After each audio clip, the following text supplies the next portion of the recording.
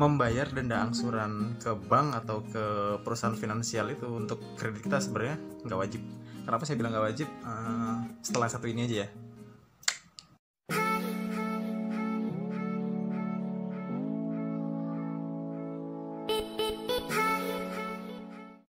Dari pengalaman saya pernah nyicil kendaraan, saya pernah juga nyicil rumah, saya pernah juga punya pengalaman pinjam untuk modal usaha saya.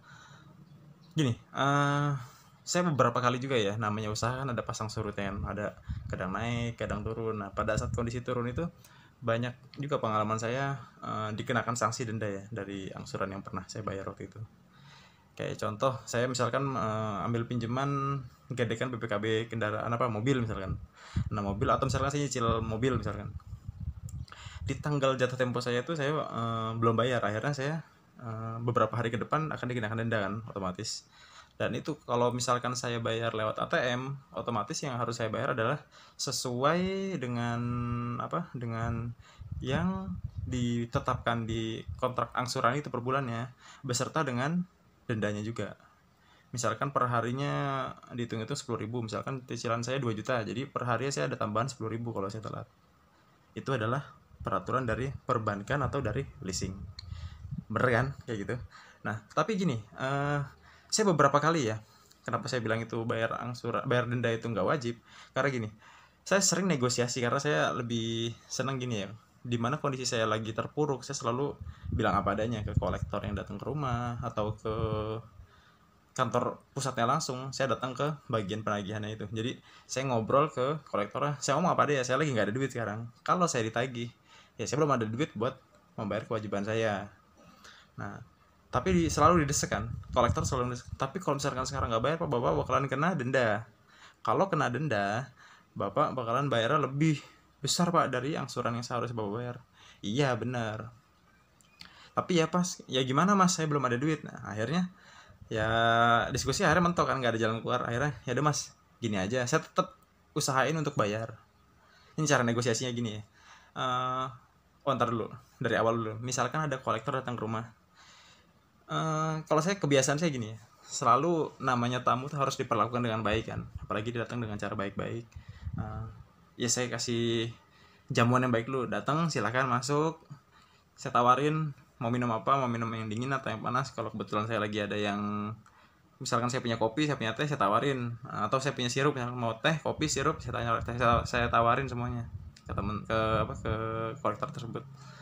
Supaya supaya diskusinya tuh jadi nyaman gitu loh. Jadi kolektor yang datang juga bakalan lebih nyaman untuk diskusi sama kita kan. Nah, setelah diskusinya nyaman, baru baru ngebahas masalah utang piutangnya. Tuh, kalau utang piutang dibahas rese banget nih. Ya bini rese banget nih. Nungguin aja. Gini, habis kita tadi ngomong apa ya, sampai diskusi ya, diskusi sama kolektor. Kenapa? Lanjut lagi ya.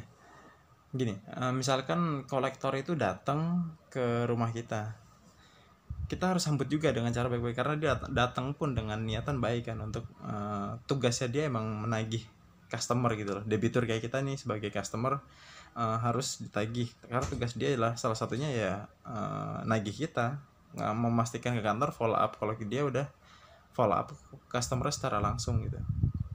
Kita juga harus menghargai mereka juga, itu loh tugasnya. Jadi begitu dia datang jangan kita marahin ya, kita jamu dulu dengan cara yang baik, dengan cara apa, kasih dia udah panas-panasan naik motor jalan keliling sana sini, ya kita jamu aja, minimal tuh ada air putih. Kalau nggak ada air putih ya mungkin kita punya teh, punya kopi, punya sirup, tawarin dulu maunya yang mana. Ya gitu suasana lebih cair kan. Begitu suasana lebih cair, baru kita bilang apa adanya aja. Kalau emang kita nggak punya duit ya kita bilang belum ada duitnya Mas, saya belum ada duitnya, cuman saya punya niatan bayar. Buktinya saya selama ini kalau Masnya WhatsApp saya kan selalu saya bales kan, saya bilang mau belum ada duitnya. Nah, permasalahannya kalau kayak gitu, saya minta waktu aja Mas. Wah Mas pasti dibilangnya nanti kalau misalkan nggak langsung dibayar Pak, nanti bakalan lebih besar tuh untuk pembayaran bulan ini Pak, karena Bapak dikenakan denda. Oh nggak masalah Mas, masalah itu. Tapi kan yang penting saya tetap ngusahain, bilang gitu dulu aja di awal. Sambil tetap kita ikhtiar untuk ngusahain kalau kita emang mau mempertahankan agunannya itu ya. Supaya kita mempertahankan agunan, otomatis kita harus bayar kewajiban kita dong, karena walaupun gimana pun udah salah kita, kenapa kita minta pinjam nyari pinjaman ke mereka gitu loh. Udah konsekuensinya orang minjem uang ya kita harus kembalikan, walaupun gimana pun konsekuensinya ya kita harus tetap jalanin, karena itu kesalahan kita di awalnya.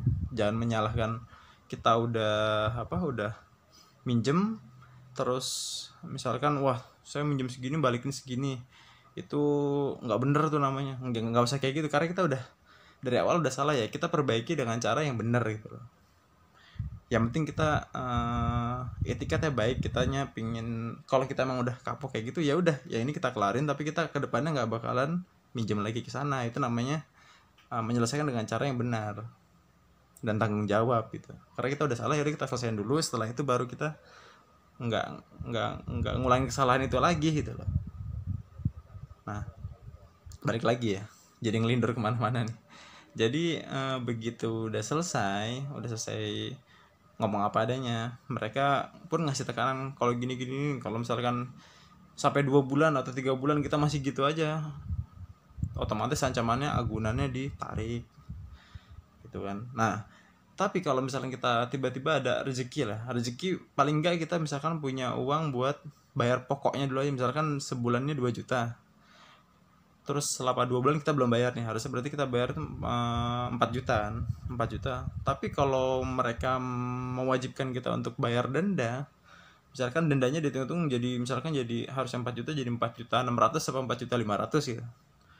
Ya harusnya Bapak bayar 4 juta 500 Pak, 4 juta 600 kalau enggak, misalkan kayak gitu ya. Kita bisa negosiasi lagi ke mereka. Misalkan kolektor datang nih, Pak, Bapak kemarin kan datang ke sini, saya ngomong apa adanya.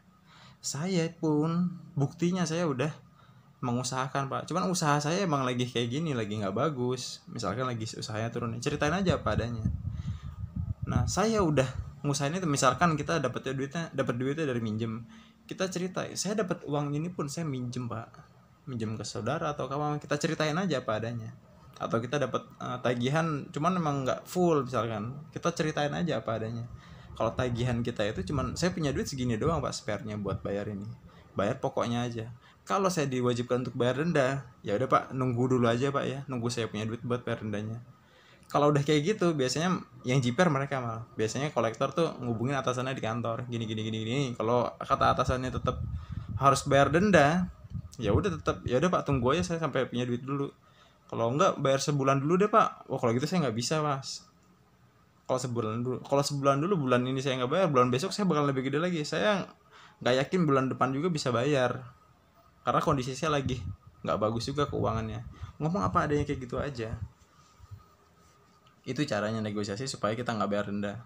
Dan buktinya saya sendiri pun udah beberapa kali ya, itu sering yang namanya saya bayar telat, misalkan telat sebulan, telat 2 bulan, saya bayar cuman pokoknya doang dengan cara kayak gitu. Akhirnya mereka yang oh ya udah dah, yang penting pokoknya itu udah dibayar. Jadi kita misalnya sebulan 2 juta, tetap 2 juta kita bayar. Dendanya nggak dihitung, dibilangnya dendanya tetap ada Pak, tapi nggak usah dibayar dulu, bayar ntar belakangan aja.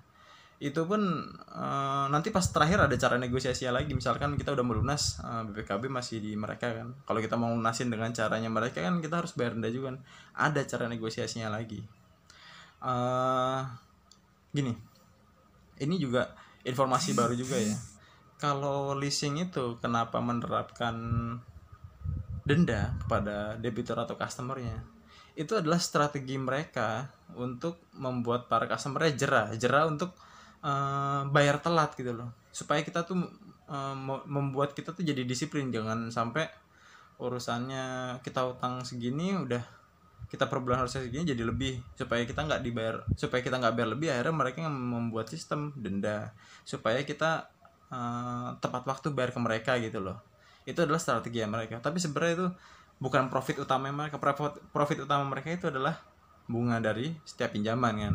bukan dari denda. Sebenarnya denda itu ibaratnya apa ya, kalau istilah orang kerja tuh uang lembur aja lah, uang atau uang bonus lah kalau emang itu jumlahnya banyak ya, itu buat salah satu buat hitungan bonusnya juga.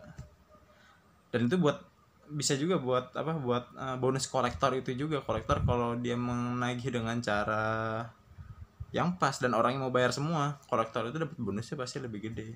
Kalau nggak percaya tanya teman-teman yang kerja di leasing lah, terutama yang bagian kolektor. Pasti kalau dia mau jujur pasti kayak gitu triknya. Mereka dapat bonus besar, salah satunya kalau kita bayar dendanya pun full, kita bayar lancar, itu bonusnya pasti besar mereka. Itu sih yang mau saya sampaikan. Jadi kenapa saya bilang bayar denda itu nggak wajib, karena profit utamanya dari bank atau dari leasing itu adalah dari bunga pinjaman, bukan dari denda. Itu yang penting mereka bunganya yang penting mereka pokoknya tetap dibayar, udah aman sebenarnya dari masalah kantor pusat menekan kantor cabang tuh udah nggak terlalu nggak terlalu keras gitu, cuman oh ya udahlah yang penting pokoknya tuh kebayar, itu intinya. Jadi teman-teman yang biasa bayar, misalkan bayar telat seminggu, sebulan, terus dikenakan denda, jangan bayar lewat ATM atau lewat kayak Indomaret gitu ya, mendingan bayar lewat kantornya langsung. Dengan cara apa? Sebelumnya negosiasi dulu ke kantor, ke bagian terkait untuk masalah tagihan, atau ke kolektornya dulu. Jangan dititip ke kolektor juga, karena kalau kita titip ke kolektor ada biayanya lagi nanti. Itu aja sih saran dari saya. Semoga bermanfaat. Bila channel ini bermanfaat buat teman-teman semua, silahkan di subscribe dan di like, di share juga boleh kalau memang bermanfaat ya buat teman-teman yang lainnya. Kalau misalnya masih ada banyak kekurangan, tolong dikomentarin apa saja kekurangannya. Mudah-mudahan bisa menjadi bahan introspeksi saya supaya bisa mengembangkan channel ini. Gitu aja. Oke, terima kasih.